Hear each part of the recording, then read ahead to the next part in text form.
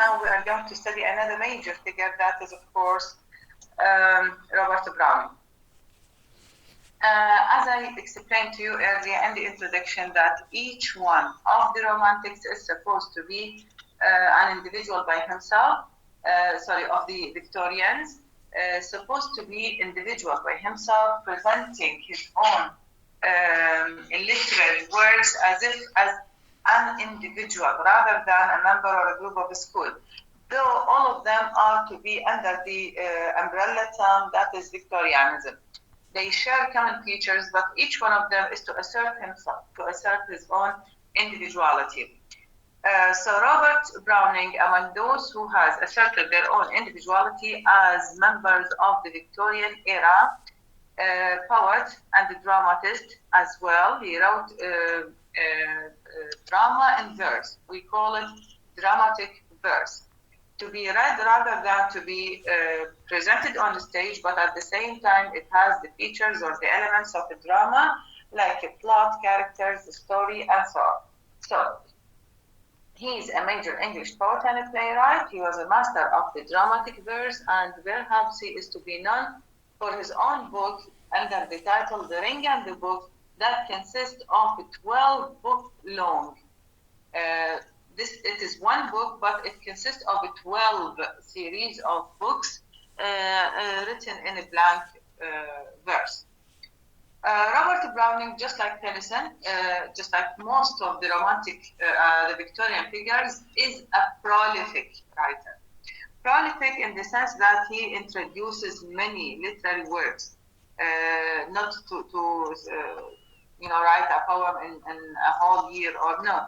He is prolific. More and more, he is to provide his own literary works to indicate that he was very prolific and very productive. He was widely recognized as being a master of a dramatic monologue.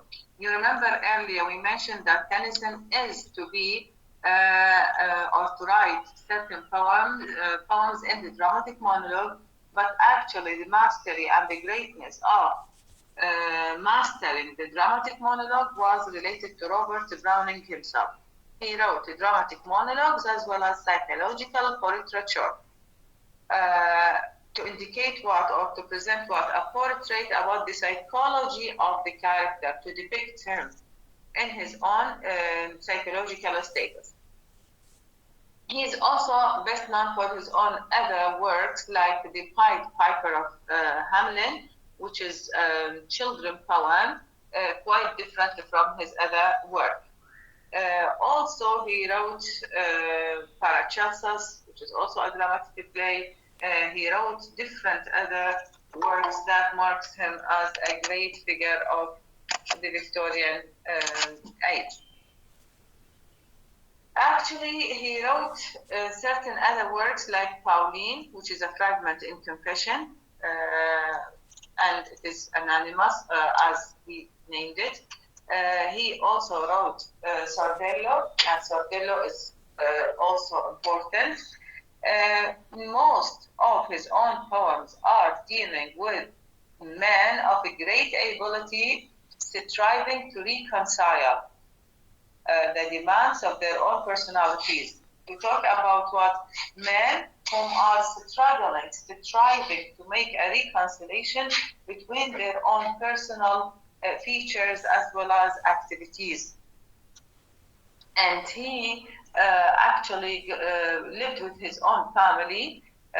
He was devoted to his being a poet, because we mentioned earlier that the Victorians are to consider works, their own literary works, as if a job, not as or similar to the Romantics, in which they only write it for just like a habit or for the sake of enjoyment.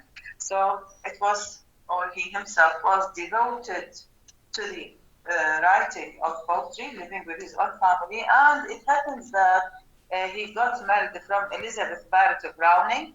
Elizabeth Barrett Browning, another member or another figure of the Romantic era. She was also a poet, a woman poet, a poetess.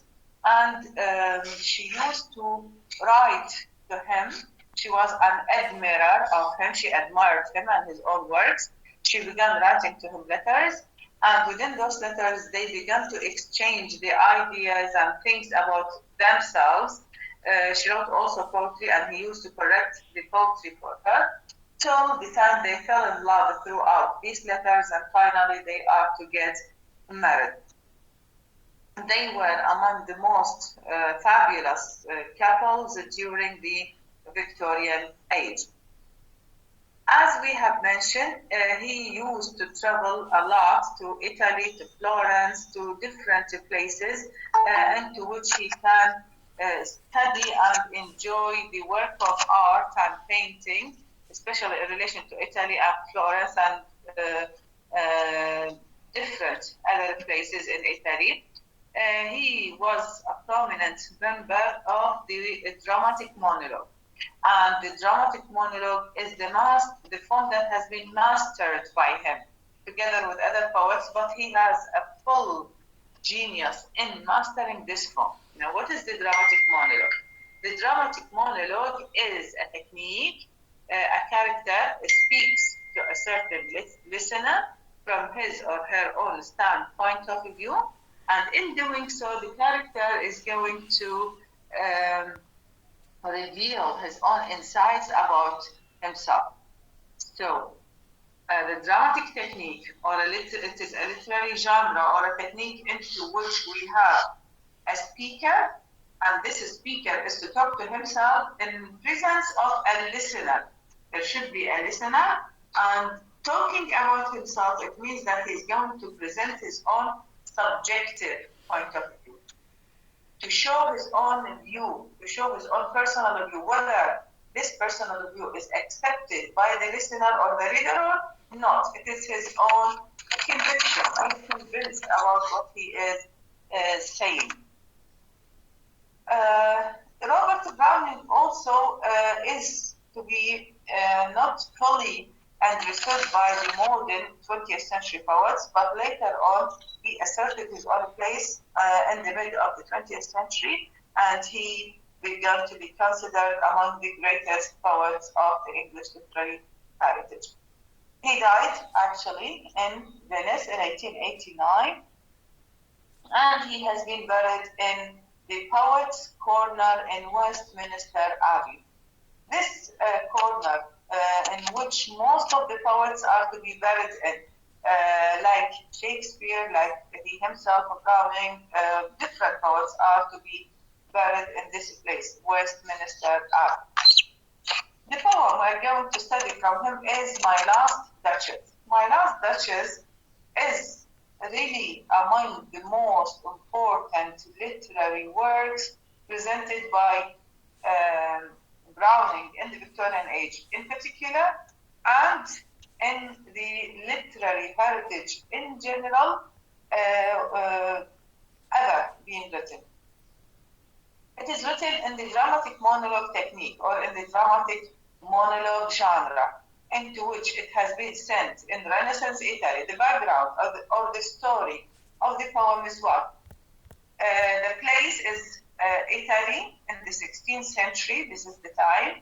It was a Renaissance Italy, and it is, or the characters in the poem are supposed to be a very important, wealthy nobleman, a duke, a famous, wealthy nobleman.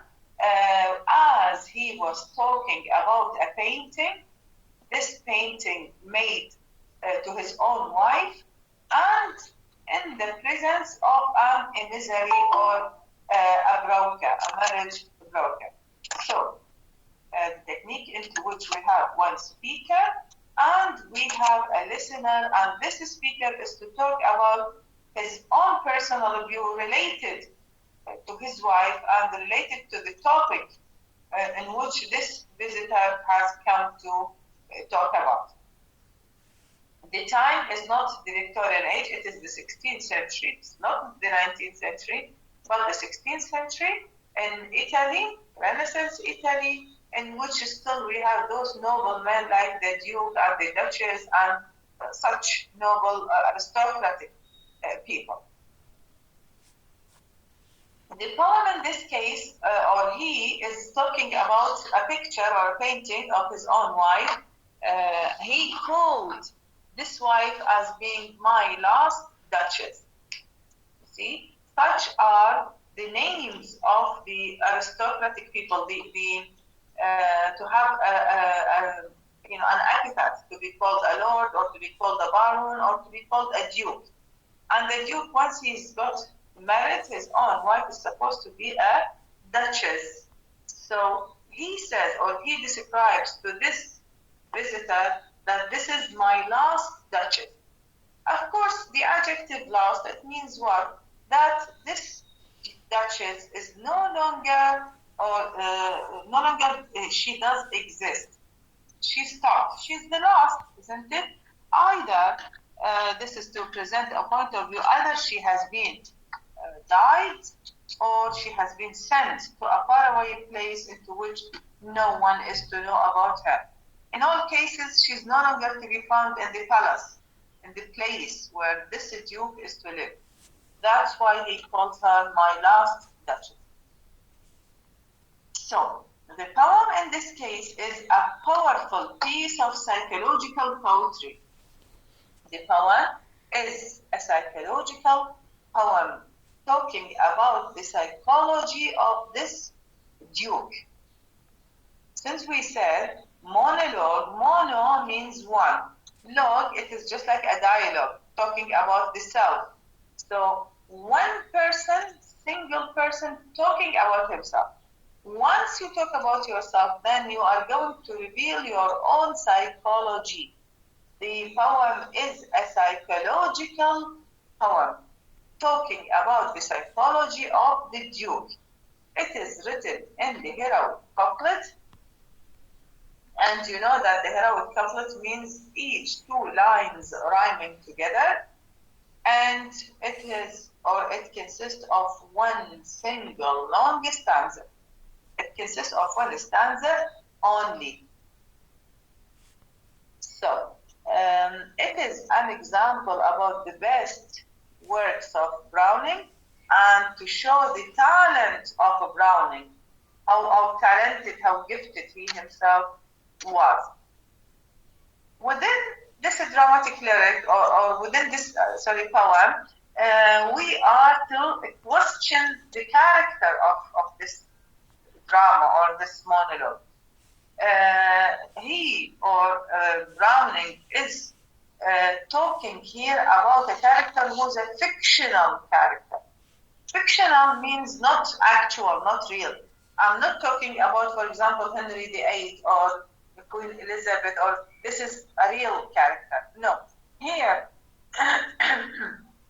he's talking about a fictional character, imaginary character made or created by the imagination of Browning, depending on a real character. There is, in reality, a duke. The duke is the Duke of Ferrara, who got married early in his own life. He was almost 15, and his own duchess was 14 years old. They got married, and he has been, the duke in reality, has been accused of killing his own wife, killing his own duchess. This is the base for which Browning made his own story. And such a story happened during the 16th century in Italy, in Renaissance Italy. So he depends on a real figure in presenting or in making a fictional character, imaginary character, not real. Just the story is real, but all what has been done or made or presented by the character in the poem, the Duke, is not real. It's not a biography, actually. So, what are the features of this character? What are the features of the Duke? Since he's talking about himself, then he is going to reveal his own features. He's going to reveal, once you talk, then your personality is going to be clear, because your speech, your talking is going to reveal your character. Thus, the character who is making or talking in his own monologue is throughout his talk or speech is going to be revealed as being what? A person who's devious, not good, a bad person, arrogant, he sees himself higher or greater than other people, materialistic, he is not a romantic, but he's materialistic, and he's an aristocratic. Aristocratic, you know that we mentioned during the ages that precede, people are to be divided into classes. He belongs to the member of the upper class who have all the rights and they can do whatever they like. He's a loving but a profoundly vain soul. He has a soul which is innocent, loving, but it is vain. He has no essence. He has no actually explanation or value in this life in relation to his soul. He's a murderer. Maybe he has killed his own wife. He's a psychopathic. Psychologically speaking, he's ill. He's not a healthy person, but he's a psychologically ill person. He's narcissistic. Why we say he's psychologically ill? Because he's narcissistic. He has an extraordinary love towards himself. He loves himself in a way greater than any other person, even when it is to be his own wife or any other one. He is psychologically, ill, psychopathic person. What's more is that he is supposed to be a killer. Since he says, this is my last duchess, so maybe he has killed her, or he's a killer who killed this lady, or maybe other wives or previous wives as well. So Browning is to be acquainted with Renaissance Italy, the aspects of Italy, visiting it, studying about its own history. That's why he began writing about it. Yet, in this poem, he's not after detecting or trying to find the real story of the Duke and the Duchess of Ferrara. No. In presenting the poem, he's trying to present a fictional account of one man's attempt to explain away a picture. In this poem, he's not after digging deep into the history, but he presented a character, and this character, he presented within it an account of what this fictional or imaginary character is trying to say. Having a picture, pointing at the picture of the portrait or the painting, and he is trying to say something about this picture, this painting. In front of whom? In front of the listener, in front of the emissary, the person who has just visited him. Thus, he is trying as if to say the truth or what he thought to be the truth. But this truth actually is not the truth. It is an extended lie. He is lying to this person. He's trying to convince himself and the speaker about the reason behind what he has done, killing the wife. But this is a lie. He himself is a pathological liar, an ill person who lies because of his own illness and due to his own ill personality. He tries to find an excuse to explain why he is to have this controlling figure or controlling personality over his own wife, who's supposed to be unfortunate because she now does not exist. What's more is that Browning in this poem tries to show his own genius that lies behind his own ability to make both the reader as well as others quite uncertain. We don't know. We are uncertain while reading the poem or throughout reading the poem. We are uncertain actually about whether he has killed his own wife or not. Throughout this ambiguous monologue, there is no moral judgment. There is nothing to be said for sure that he has actually killed her or he has sent her to a convent or a prison or another place. Be away from him. We never likely knew the answer about that. All the readers know for sure that the lady in the painting is no longer alive, or is she alive? We are not quite sure about that. There is a debate concerning that. Even Browning himself, when he has been asked in reality in an interview, they asked him that when you said, I gave commands and her smiles stopped, do you mean that he has killed her? He says, well, yes, he has killed her, or maybe she was shut up, imprisoned in a convent. Convent is a place for the aristocratic people, which is a religious place or belongs to the church, into which they keep women alone in it. So maybe she has been put in a convent alone, or maybe she has been killed. It is left to the reader himself to decide whether she has died or not. But one thing is quite certain and quite sure we are about, which is that this poem is a masterpiece of the dramatic monologue. When I say masterpiece, I say it is a true exemplification of this technique, the dramatic monologue. It is a true exemplification of this genre. The language in the poem is supposed to be predicted as being what? Dark, pretentious, egoistic man. This is true because he himself is what? He himself is a sad person, a pessimistic person, an egoistic who cares only about himself rather than others. So the way he speaks is to reveal his own personality. This poem, My Last Duchess, was written in the Victorian age. In the Victorian age, when women were living in bad conditions, how is that? Into which they have no rights. And what's more is that the Victorian age is to be called as the patriarchal society. Patriarchal means what? Man controls everything.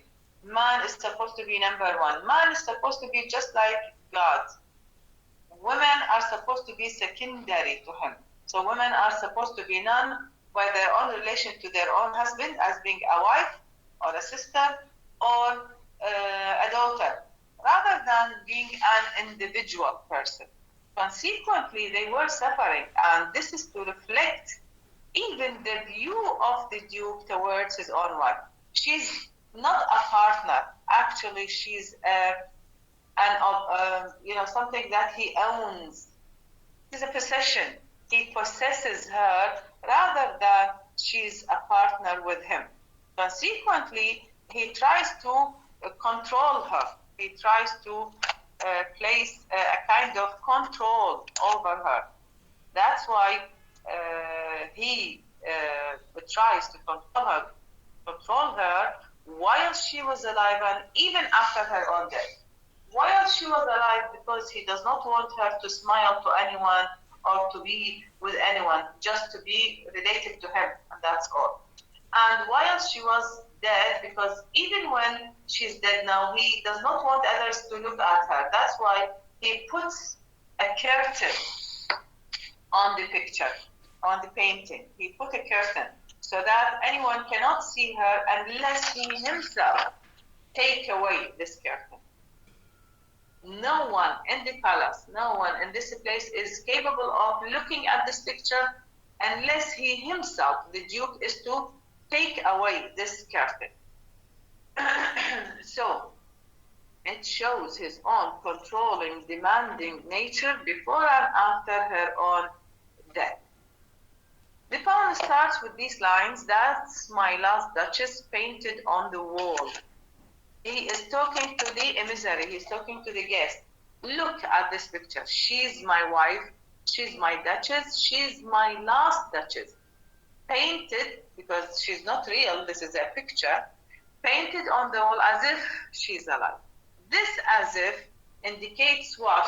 That she's no longer alive. And that's why he says as if she's alive, which means she's not alive, or she might be killed or died or put in a convent, prisoned in a convent. Trying to reveal the features as well as the characters of this woman to the emissary or to the guest. Of course, the identity of the guest or the emissary is not to be revealed until we reach the last stanza or the last lines, because it is one stanza. Until we reach the last line into which he revealed his own identity. When he was talking about the picture, he tried to reveal what? The features of this lady. Looking at the picture, which is to show that she's as if alive, it means that it is a lifelike painting. It is filled with life, though it is a painting. To show the skillfulness of the one who drew this painting. He says to the emissary that this painting has been drawn by Fra Pandolf. Fra Pandolf is the artist who wrote this picture. And the word Fra in Italy means brother. But the poet or the speaker suspects that there is a relationship between his own wife and the artist. Not for any reason, but only because he saw that the picture was very well painted, to the extent that the smile, the blush on the cheeks and everything indicate as if the look in her own eyes indicate as if she's alive and she was happy the time when he drew or painted her. A look or a smile that the Duke refuses to be to anyone unless to him. She has no right to smile to the painter. She has no right to look at him in this way. She is supposed to smile and to look in this way just for me, her husband, or the one who owns her. That's why he might have been jealous or suspecting something between her and this painter. Then he says, or he continues describing her own features when he says, "Willis, to please you, sit and look at her," said Fra Pandolf, "by design, never read strangers, circumstances." He began talking about her own features that show her different actually from him, that show her actually the opposite of the Duke. The Duchess, or the Duchess's personality, is completely the opposite of that of the Duke. How is that? He says, "A heart, how shall I say, too soon made glad. She easily to be happy, too easily impressed, easily to be affected by others. She liked whatever she looked on. She loves life, she's happy, she's open to life, she's humble." All those features are not to be or to appeal to the Duke, because he is what? He is arrogant, he is vain, he is aristocratic, or looking at the people from above. He considers all the people lower than him. So his own life is supposed to be similar to him, not to easily be impressed by others or to love to them. He's the only one to love to him, to smile to him. He's the only one she's supposed to look at him or be impressed by him. That's why he was jealous, and he actually is quite the opposite of her own optimism. He's pessimistic, he's sad, he's dark, while she's full of life and happiness and action and activity. So the Duke's complaint are building a moment. It is quite obvious that he got such a feeling of jealousy, such a feeling that all people are to like her and to be happy with her. The thing that makes him jealous, and he wants to control her own behavior. her own personality. And he feels that this is his right. Why? Because she's his wife. She's his possession. He owns her. And what's more is that he considers those kind of behavior as a lower style, which is different from him. When he says, who stooped to blame? This is a rhetorical question when he himself answered the question, of course, because he has all the control of the time. Stoop means to lower herself, to be lower to them. So he's basically saying that even if he had the verbal skills to have got a duchess, he wouldn't, because it is just a small thing of life, a trifling thing of life. He considered the communion with others as something silly that is not supposed to happen, because those people are not people, they are workers for him, and not to communicate with them. Such is to make him sad or obsessed, or not to accept from the behavior of this Duchess. Once more, he repeats the word, there she stands as if alive. Once more, this is to emphasize the idea that she does not exist anymore. She ceases to exist. Maybe he has killed her, maybe she has died, or maybe she has been shut up in a convent. While he finishes talking about the painting to the emissary or to the person, he does what? He pulls once more the curtain to cover the painting in order not to be seen by others, because he's jealous. Anyone who is going to see her is going to be in love with her, with the personality rather than the shape. So he starts talking about his own monologue, and within this monologue we discovered his own personality, and we discovered the personality of his wife as well, to show that he's psychologically ill, she's healthy, and she's not ill, and that's why he's angry. He finished talking about the painting. He took the emissary downstairs, and while they go downstairs, the emissary is to see a kind of a statue. A statue, a bronze statue. This bronze statue is at the shape of Neptune. Neptune is a god, and how far this Neptune is trying to tame a seahorse. Which means what? This symbolizes him, as if he symbolizes himself to Neptune, which means what? He considers himself a god. He's just like God, to have the supreme power and the supreme control over everything, even the behavior of his own wife. Trying to tame her, to make her not wild, to make her his own follower, to make her one of his own possessions. And he says to the visitor, look at this statue. This is what I'm going to do even to my new wife. As if he is trying to show throughout the symbolism of this statue that he is the controlling one. He is the leading one. He is the God. And others are going to be his own possessions and belonging to him.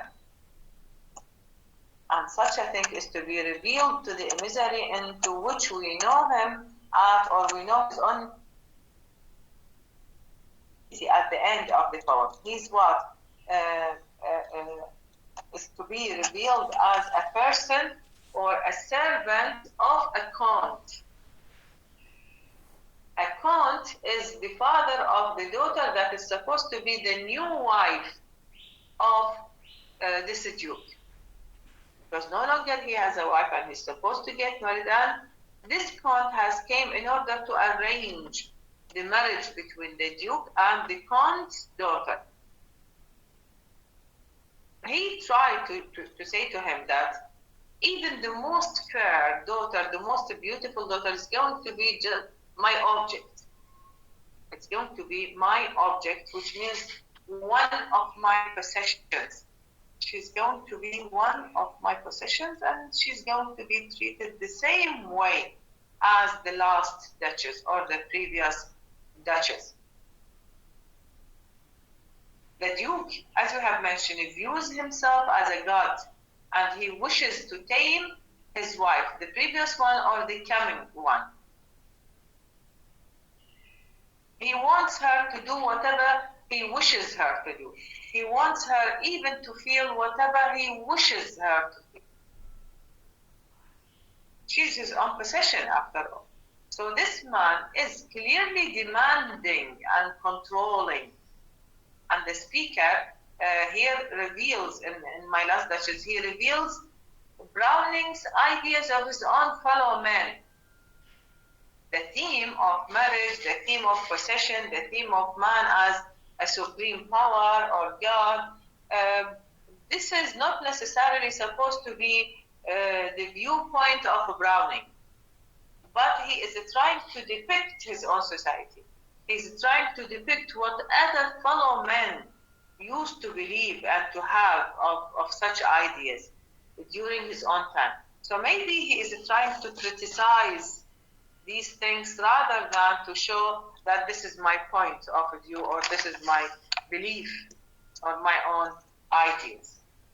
So a very significant theme, which is the theme of the patriarchal society, the control of man over woman, being demanding and controlling.